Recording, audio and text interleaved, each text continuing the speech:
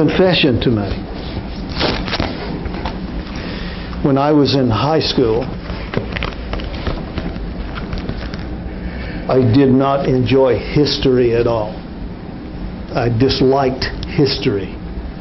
And of course, in high school, there's world history and there's American history and there's whatever, And you're required to take these or you don't graduate from high school, et cetera, et cetera. But what history was at that time to me was remember dates and remember names. And if you don't, you can't pass the test and you can't graduate. And that was just dull and boring to me. What do I care about Benjamin whoever or Arthur whomever and what year he was born and what year he died? Of what value is that information? When I went away to Southern Missionary College, there would be some history that would be required in the course that I chose, the ministerial course. Now, the thing about the history that was being required was that it was biblical history, either Old Testament or New Testament or both. And it was utterly fascinating to me. Now, when you go away to college, if you weren't poor when you left to go to college, you were poor by the end of the first semester. I spent my first year of college eating peanut butter and banana sandwiches for 2 meals a day. 1 meal a day in the cafeteria. And guess what, guys? I didn't die. I lived high on the banana hog. One of the reasons I said you will become poor if you're not poor already is because in certain courses they said you got to go down to the campus bookstore, the college bookstore down here, and you got to get this book and you got to get this one and you got to buy this one and you got to get this textbook. So one course and you might have to buy 4 or 5 books for this one course. And sure enough, I got into Old Testament history, and I had to go buy archaeology in the Old Testament. This was by Unger. I got archaeology in the New Testament, and on, a series of books. Had to buy them, required reading, required text. And since they only had 1 copy in the library at school, 40 students can't go and read the same book, so you got to buy it. Well, I bought it, and let me tell you, I have loved and treasured this book so much I still have it 150 years later. Okay? And I have the one on archaeology in the New Testament. It's fascinating stuff. For me, it is. I discovered things in the historical side of Scripture that I never would have found in the Old Testament. And it was like turning a light on. Let me give you an example. The last chapter in the book of Genesis is about Joseph, and the end of the last chapter of Genesis is about Joseph turning 110 years old and dying. It's only about 5 verses. Let me read them to you, and you just listen. You don't have to turn there. Joseph dwelt in Egypt. He's come back from burying his father Jacob. He died, and they embalmed him down in Egypt, but then they put him on the Pharaoh's cart and Pharaoh's guards and all the rest of this and took him back to, buried him there in the little piece of ground at Machpelah that Abraham bought so he could bury Sarah. So it was a family graveyard. Now Joseph dwelt in Egypt, he and his father's house, and Joseph lived 110 years. Poor man. Joseph saw Ephraim's children of the 3rd generation. The children also of Machir, the son of Manasseh, were brought up on Joseph's knees. He was a grandpa and a great-grandpa. Might have even been a great-great-grandpa. Now Joseph said to his brothers, "I'm dying. I die," he said. "And God will surely," listen to this word, "visit you." Whoa, that probably doesn't mean anything to you, but when I got back into Old Testament history, that one word right there, God will visit you. Okay? We'll talk about it by and by. God will surely visit you and bring you out of this land unto the land which He sware to Abraham, to Isaac, and to Jacob. Interesting, it didn't say, and to Daddy. Now Joseph took an oath of the children of Israel, saying, God will surely visit you. Here it is again. And you shall carry up my bones from hence. So Joseph died, being 110 years old. They embalmed him, and he was put in a coffin in Egypt. Now, if you and I could go to Egypt, we would be looking forever for Joseph's coffin. But we wouldn't find him. Why not? They kept their word and they kept it.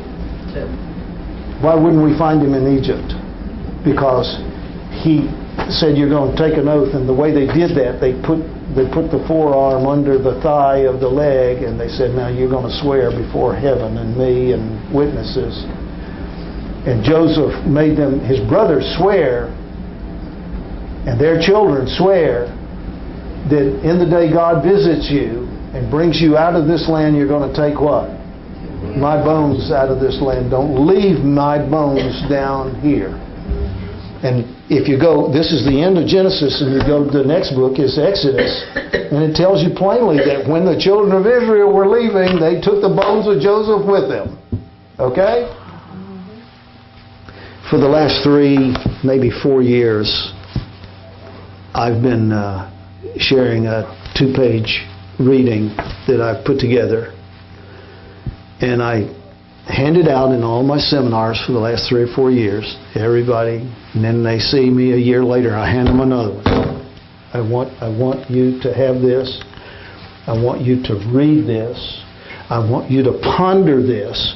I want you to think through this reading. And I say in there, if you find anything wrong with this, if there's something that's misguided here, call me up, send me an email, tell me. Never had a single response. That tells me nobody's ever read it.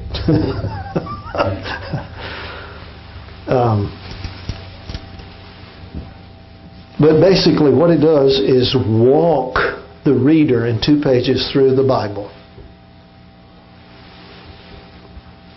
And it's all about God's promises. Grand, grand, grand promises like the one He gave to Abraham. But after each promise I say, but Abraham's dead and gone, and the promise is still unmet.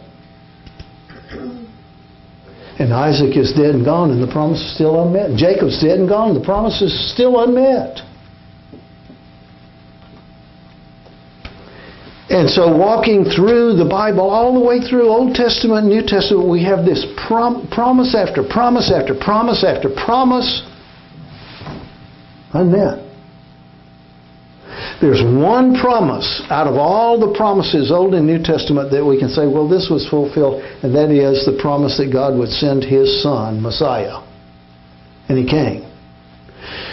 The only difficulty is that all of those promises of Him coming were promises of as a king and as a majestic warrior and as whatever, and He didn't show up that way. And so those who watched and waited and looked and prayed and questioned and wondered and all that, they're still in limbo. And you and I come down here at the end of at least 5,000-6,000 years of human history, and we're about to be faced with the most trying circumstances and times that this world has ever known. And where are we going to find courage? Where are we going to find strength to face what lies ahead? Well, we have the sure promises of God. Yes, but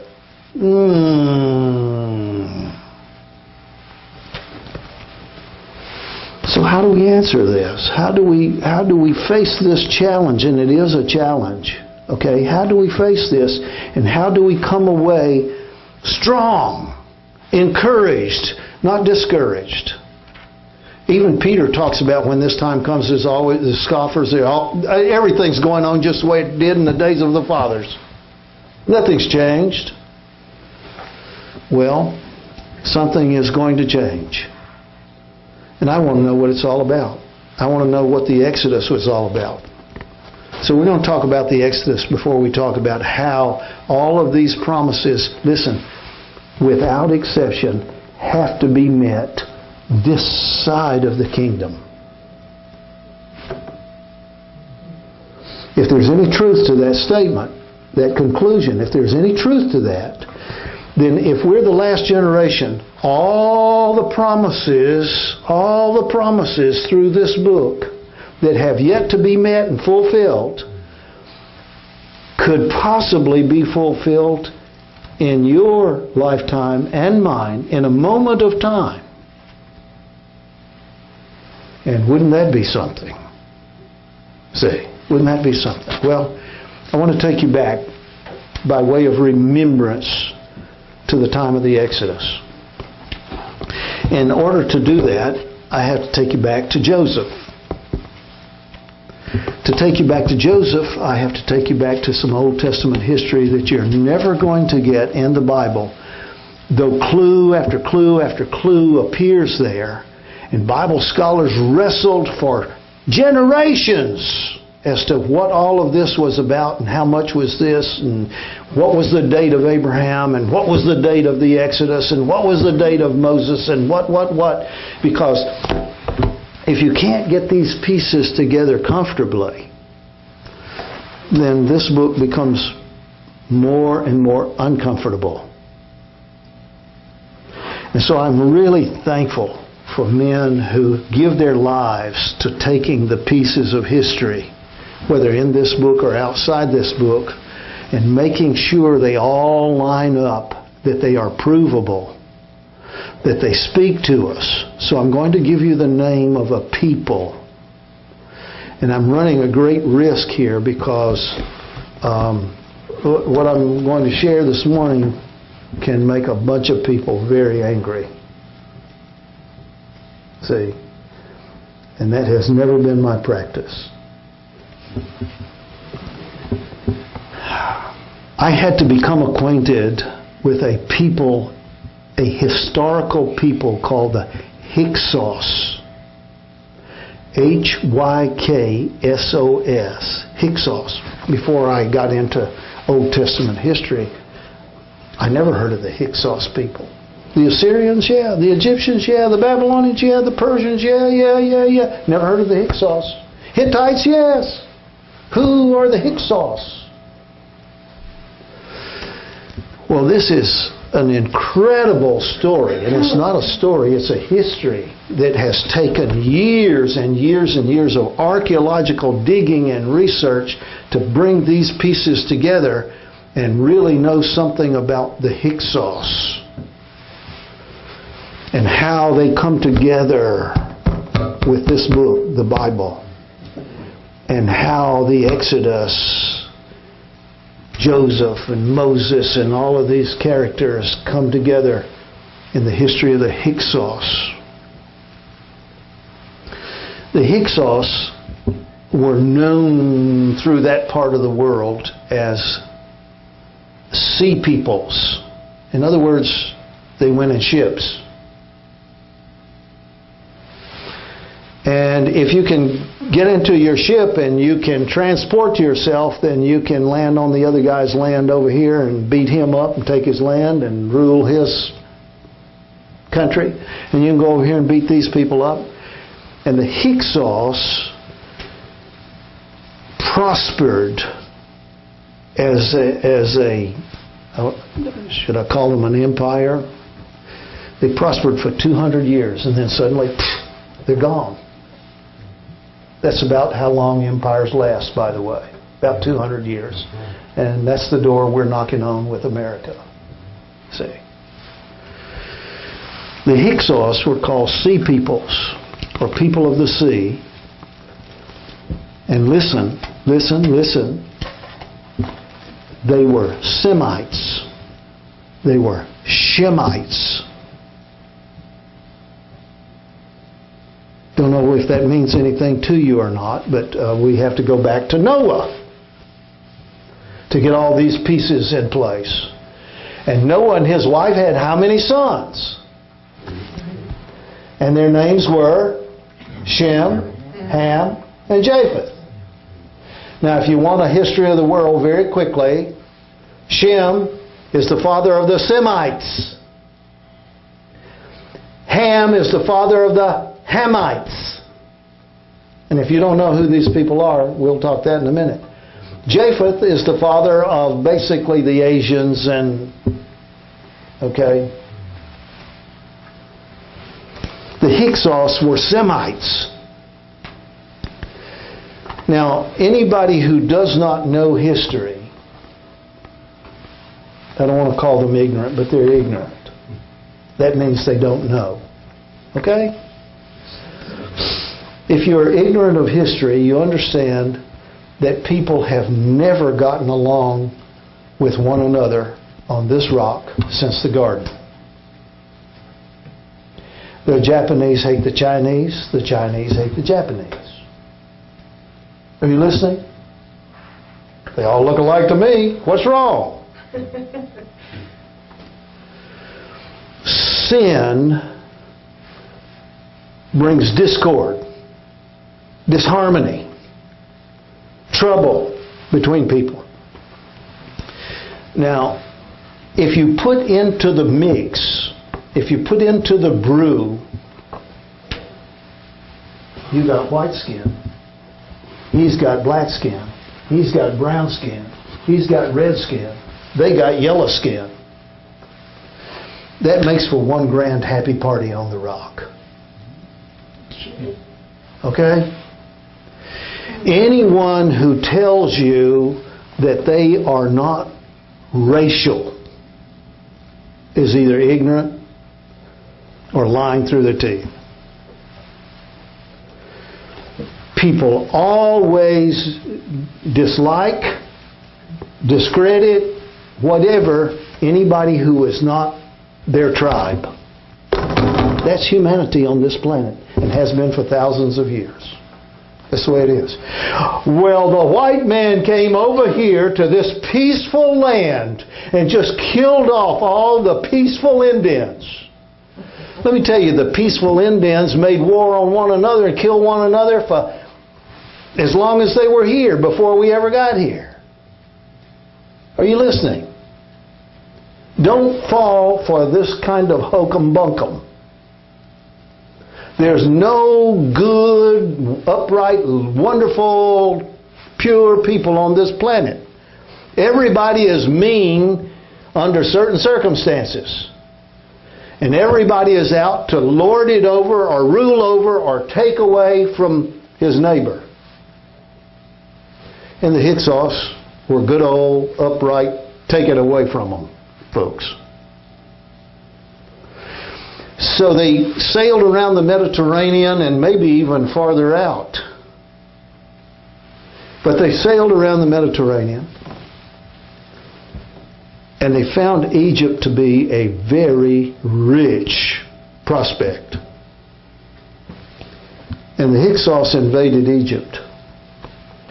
And you had pharaohs who had been in lines for... You had dynasty after dynasty after dynasty for 2,000 years or more. And the Hyksos came in, man, they just wiped out the, quotes, intelligentsia and the folks on and whatever, and they just took over the rule of Egypt. You must understand, it was very racial. Now the Semites are not white, but neither are they black. Okay? They're not red. They're brown-skinned. And as far as the people in Egypt who were Hamites were concerned, these were black-skinned people. They had been ruling their own land for 2,000 plus years, and here these invaders come in. These foreigners come in. This other race of people comes in and conquered them. And they ruled Egypt for 200 years. There's been debate among Bible scholars and historians for generations. Is it possible that Joseph, who was a Semite, was sold into Egypt by his brothers at the time the Hyksos were ruling Egypt? Wow! The first time I stumbled on that, I said, this blows my mind. Because things in this book, this story, things that are written in here suddenly make sense. There arose a king that knew not Joseph. Joseph came at the end, at the richest time of the Hyksos Empire era, whatever you want to call it. And then it says, there arose a king who knew not Joseph. And if you knew the history of how the Egyptians came back and took their land back from the Hyksos and drove them out, there's your king who knows not Joseph. See? And Moses comes into this picture. And Moses is an Egyptian name, but he's a Semite. And the Semites are hated by the ruling class of Egypt because we got rid of all those foreigners. And so we're going to enslave these Semite foreigners. You listening? This is absolutely fascinating once you begin to understand that Joseph was sold into Potiphar's house and thrown into prison, but likely found favor because he was a Semite and the Hyksos were Semites. Therefore, he could be elected and lifted and promoted, and nobody in power would say, well, no, he's one of us. See?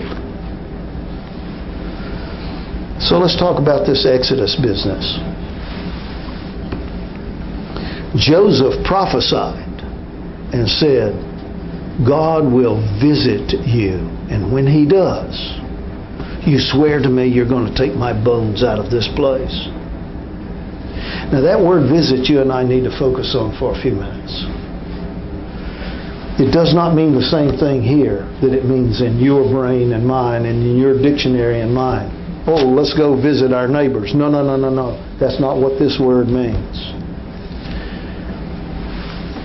The word visit here in this setting is used in connection with the moed of the sanctuary, with the sanctuary times. The Passover is a time of visitation. I will meet with you. I will visit you in these times. You appear at the sanctuary. You come at these times. I will visit you. Well, it's God coming to visit us, but it's more than that. It means this is an appointed time. Have you ever really looked in a mirror? In a mirror, are you right-handed or left-handed?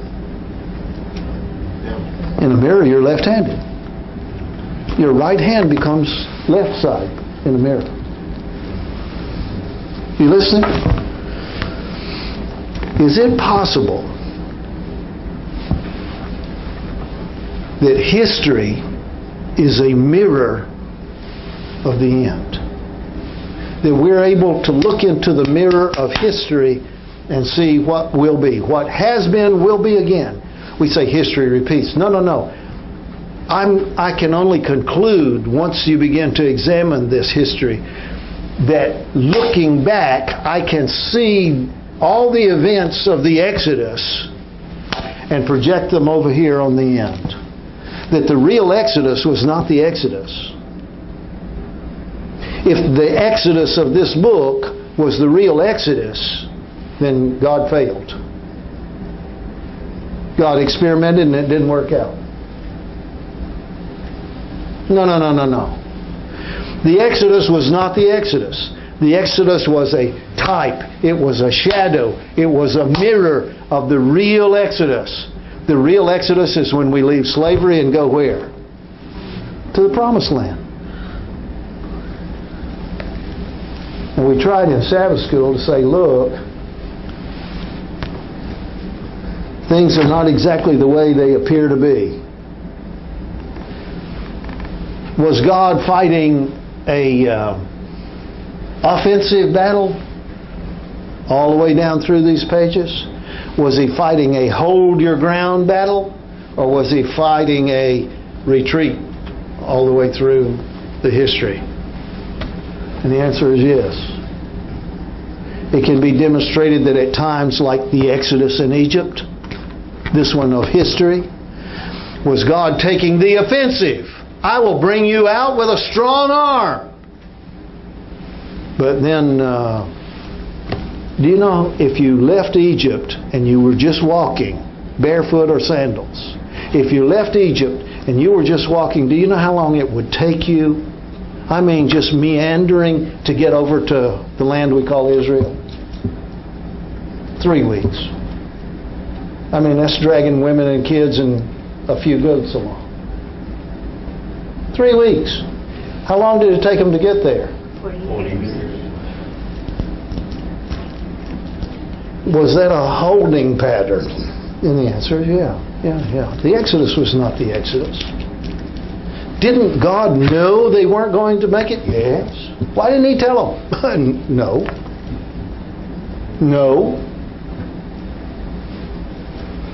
Because there are lessons in this mirror of history that we're going to need down here.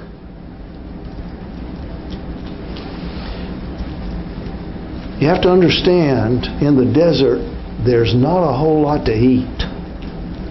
Is that what it says in this book? At least in Egypt we had some garlic and onions to eat. Out here we've got nothing. We wish we had stayed in Egypt. Okay? Well, didn't God know that cactus is not real cherry to eat? Yeah. Well, what kind of plan was this? As a matter of fact, if you take the first 3 chapters of the book of Exodus and you read it, it says that they were commanded to leave at midnight, and they just barely got a few possessions together, but they didn't have time, it says, to make themselves victuals. They didn't take a picnic lunch with them.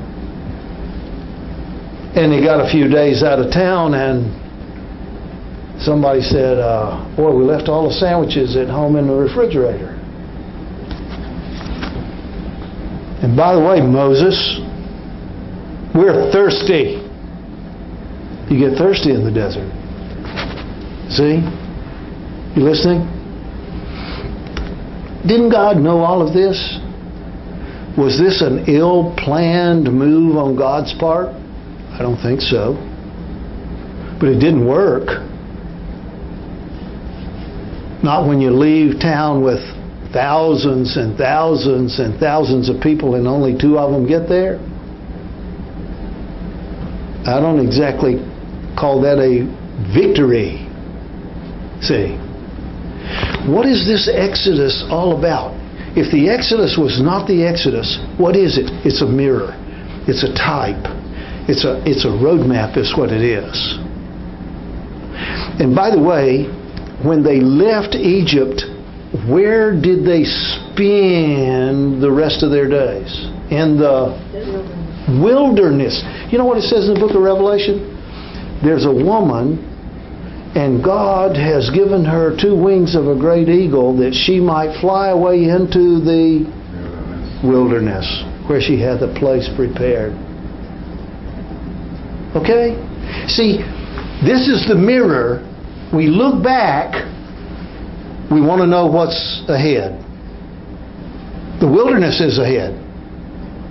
The difference between that Exodus and this Exodus is this one's going to take 3.5 years.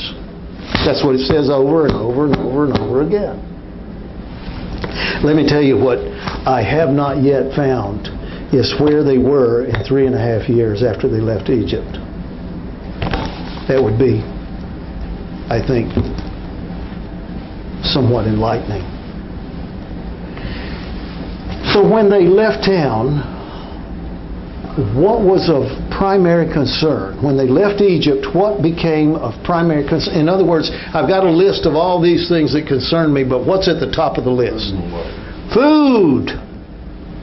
You listening? Food. Water. What else? Solomon said, it's better to get up on the roof of the house than to live in a house with a brawling woman. That's what he said. That's in the Bible, by the way. Now, what is he talking about?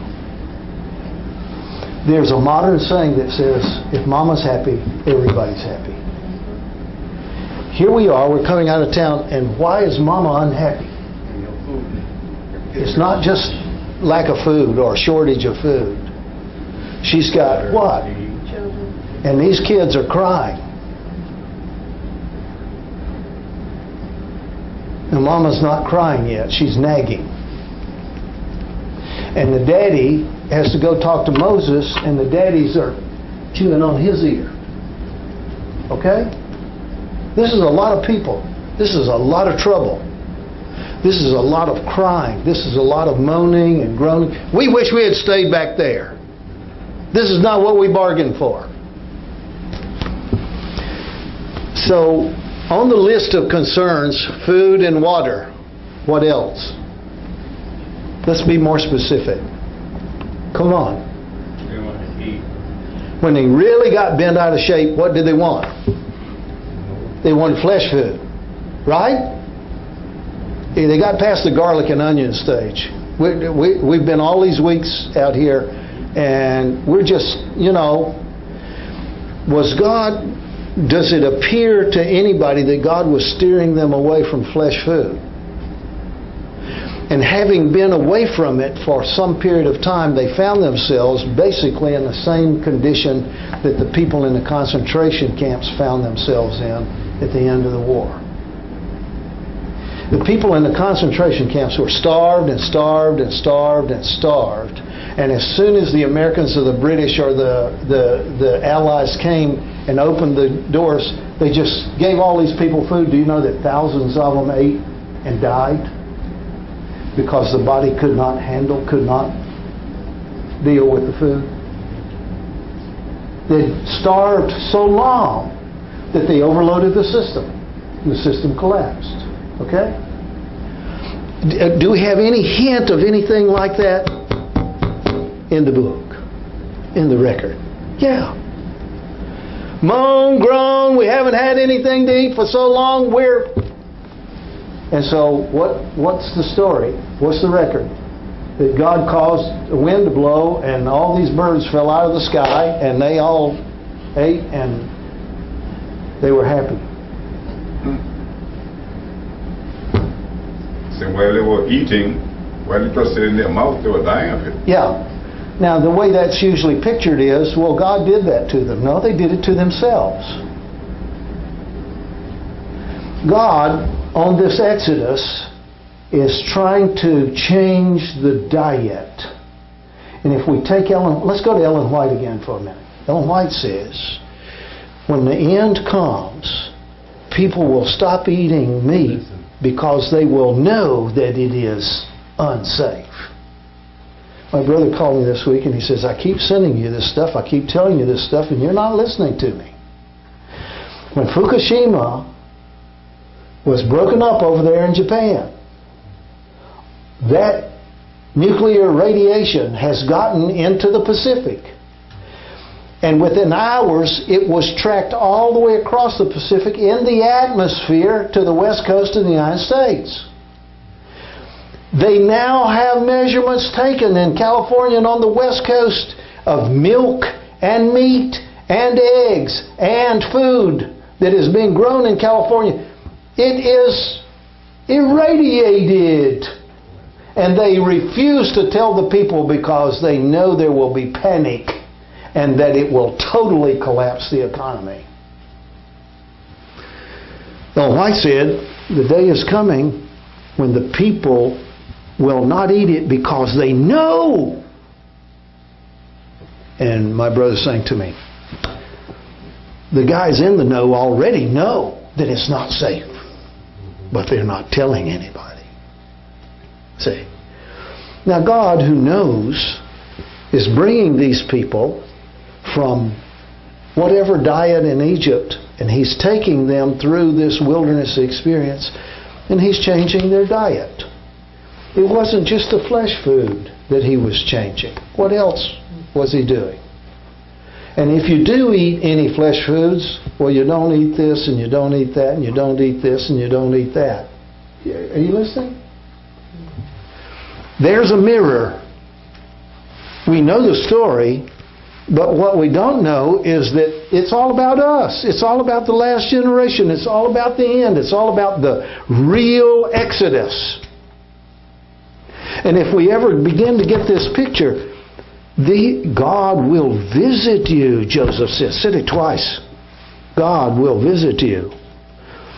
Those are sanctuary times.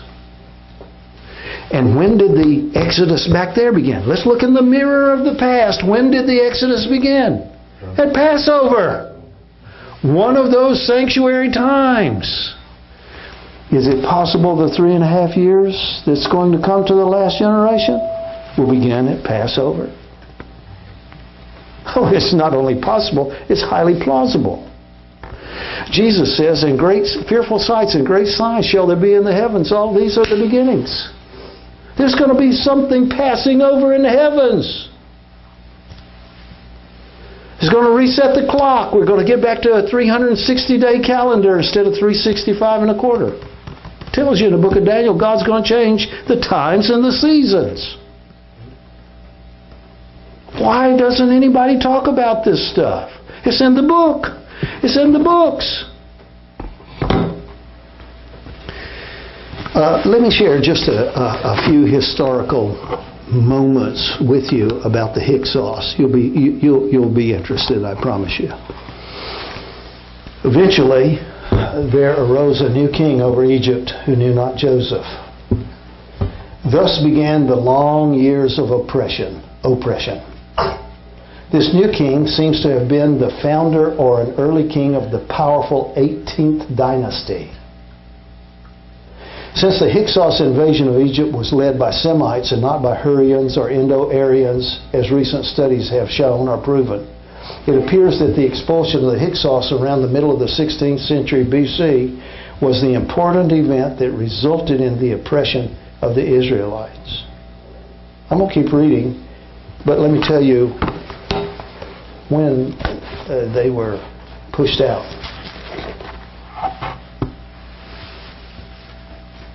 1776 BC.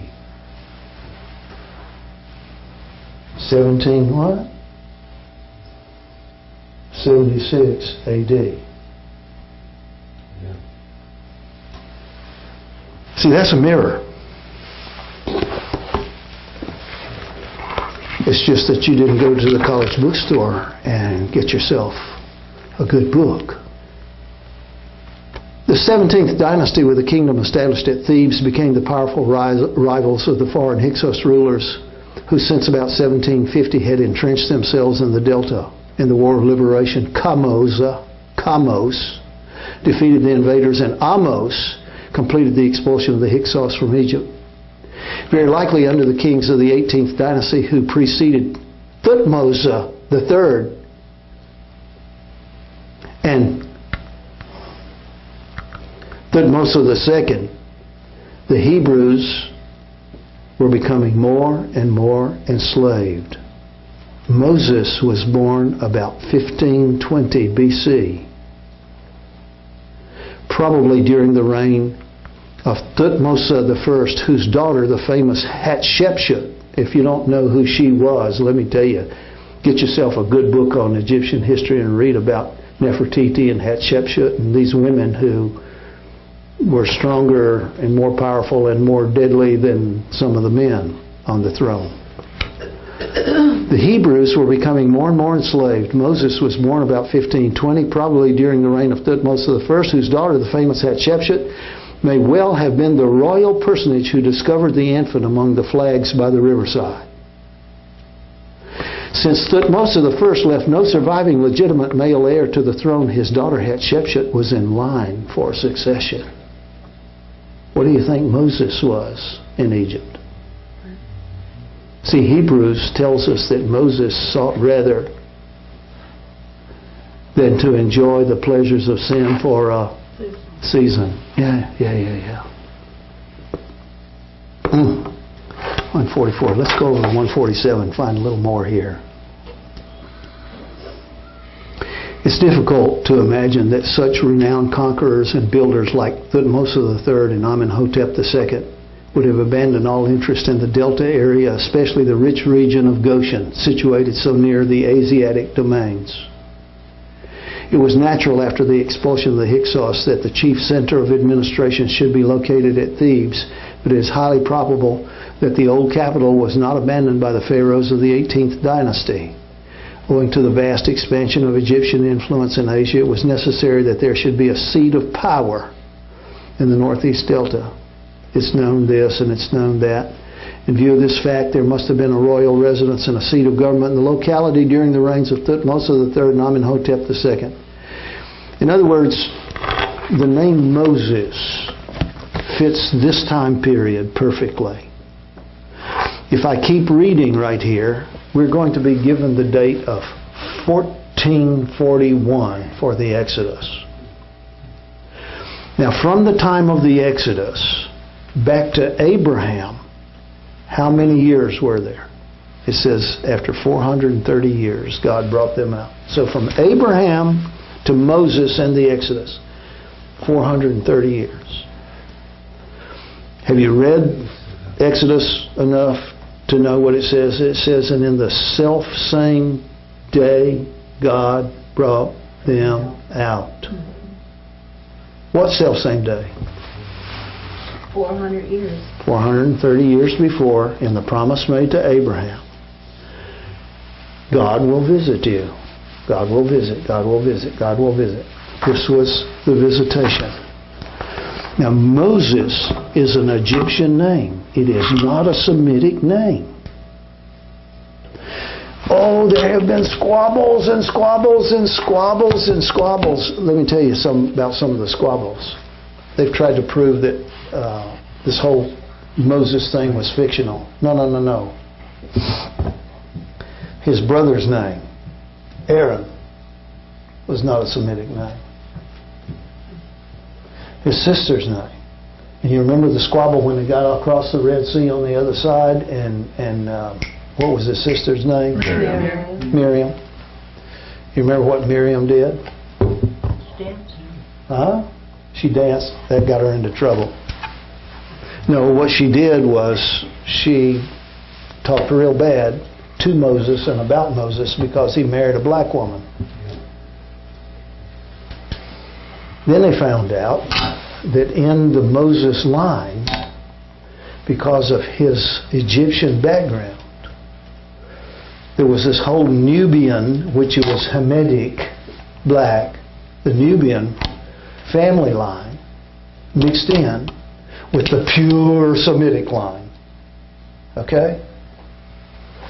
And Miriam was trying to make a big deal out of this, and it says she was struck with leprosy almost immediately. See? What did God tell Abraham when God made the promise to Abraham? 430 years before. I am going to make of you a special people, which he did. Now, I'm going to save you and all of your heirs, but everybody else on the rock, I'm going to throw them on the trash heap of history. Is that what it says? No. What was the original promise? And it was repeated to Isaac and to Jacob. In thee shall all nations, races. You know how it gets over into the New Testament? We'll all come to the unity. Okay? There is no Jew, there is no Gentile, there is no male, there is no female, there is no. See, And so right away, human behavior is thrown into this picture. Yeah. And God says, you need to get this straight in your mind.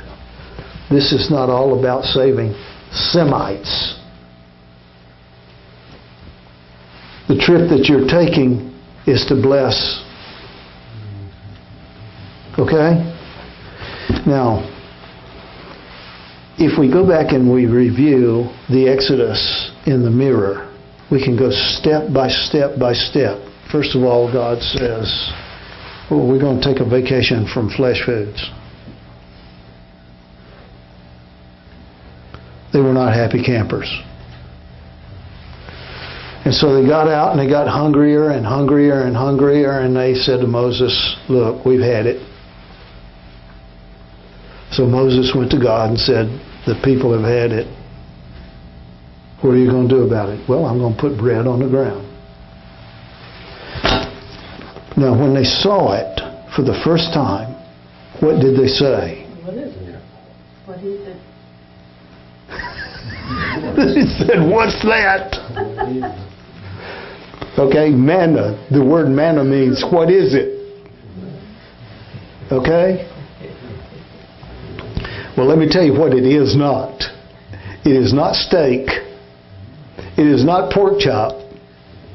It is not. It is not. What is it? So, bad matters get worse. Now, if you want to get a bunch of angry people stirred up, just go fiddling around with their food. They have a sign in Texas that's everywhere you cross the highway in Texas, don't mess with Texas. You know where that saying came from? Because we barbecue in Texas, we eat this, so don't mess with Texas. Don't mess with our barbecue and all this stuff. In Louisiana, it's don't mess with our crawfish and don't whatever and whatever. Right? Oh, yeah. If you want a bunch of mad people on hand, just go fooling around with the food. Okay? But what is God doing? What is God doing? Is He just trying to make people angry? No. He is trying to bring a people through this ordeal, and it was an ordeal. He is trying to bring a people through this so that there will be a remnant on the other side. And let me tell you who the remnant were. 2 Semite Hebrews who came out of Egypt. They were the only survivors. And straight away, who did they save over in Jericho? Rahab the harlot. Yeah, in the line of Jesus. The manna was mainly to teach them about the Sabbath and train them. It had multiple purposes, okay? Are we going to be moving into an Exodus time at the end in which food is going to be scarce? Yeah, we've been warned. We've been told. This is coming. We've been told that flesh foods are going to be diseased and all kinds of problems. Okay? We've been told. I believe one of the problems, like David keeps telling me, every time he calls me, he says, you don't see it. You don't see it. I keep telling you, it's radiation. Everybody's going to know this is not good to eat. What we want to do is survive, from my perspective. All I want to do is survive till Jesus gets here. After that, the problem is over. Okay? It won't matter. But surviving through what is ahead evidently is going to be a real problem, taking the exodus of the past as a shadow, as a type of what is ahead of us. See, the promise is your bread and waters will be sure. Your what? How's that for a picnic? Okay? I believe, this is personal, I believe that before we get out of this world, there are people who are going to be fed by manna again. That's just what I believe. I believe there are people who are going to be fed by ravens or crows or birds bringing them food to eat. I believe these are all typed in the book, in the past. And God is going to meet our needs, but we have to come to the same point in this Exodus they came to in that Exodus, and that was face to face with the law. And the world is going to come face to face with the law. God is going to see to it that the law becomes a focal point at the end. That's why the first angel's message, fear God and give glory to Him, for the hour of His judgment is come. Worship Him. Direct quotation, word for word quotation out of the fourth commandment. All of these things are telling us something if we open our hearts and our minds and our heads to what's going on. The exodus of the past, as we rehearse it and what these people went through, we know it was dragged out over 40 years and all of that. No, the last one is not going to be 40 years. It's going to be 3.5 years. That's stated Old Testament and New Testament. It's going to be 3.5 years. But it's going to be keyed or timed to the times of visitation. All of these sanctuary times are going to be played out in the fullness of time. The end is the fullness of time. This is going to be... So, I look at the Exodus and I'm saying, yeah, it was a failure.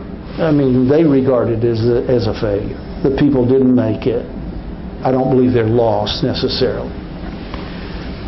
But I look at it as a roadmap, as God telling us.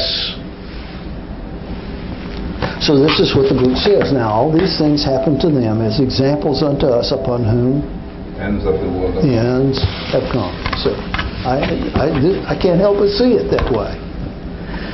And the more I dig, and by the way, this is not dull reading at all. You may not be acquainted with some of the places and the names of people and what have you. But you see, you have to go back and you have to read the debate among scholars about was Moses a real person or not. Because he has an Egyptian name. And he should not have an Egyptian name if he was a Hebrew. But then you find out... Well, they changed his name. Well... Princess named him. You find out that the word Moses in the original Egyptian right there means son. And so if it was Pharaoh Tutmosa or Amosa, it was Pharaoh Tut, son of. Okay? And because Moses was taken out of the water, and because he had no lineage in Egypt, the daughter, we believe Hatshepsut, just called him son. Mosa. He was actually in line. He was schooled. Daniel was schooled in the Babylonian schools. Moses was schooled in the Egyptian schools. Okay? And if you really go back and you see how the pieces of this puzzle come together and how the dates fit historically and how they come through and the events line up just the same way they line up in this book. It's good reading. It's good stuff. And I tell you, it gives you good courage in this book. This is not just a bunch of nonsense that's been collected and put together and sent down the road and say, oh, this is all the truth and nothing but the truth and whatever. No. This is a very good record of the past, and I believe prophetically a very good record of the future. Father in heaven, thank you once again for a bit of sunshine today. In this cold, cold weather that is coming, we pray for the poor, the homeless, the people who are going to be exposed in this terrible onslaught. We pray that they will find shelter, that you will touch hearts and open doors to them, and that we will be preserved here in this place. We thank you once again for your blessings to each of us and our families. We see the record of the past. Somehow we sense that it is a message meant for us. Thank you for guiding us and directing us today and tomorrow. Thank you in Jesus' name. Amen.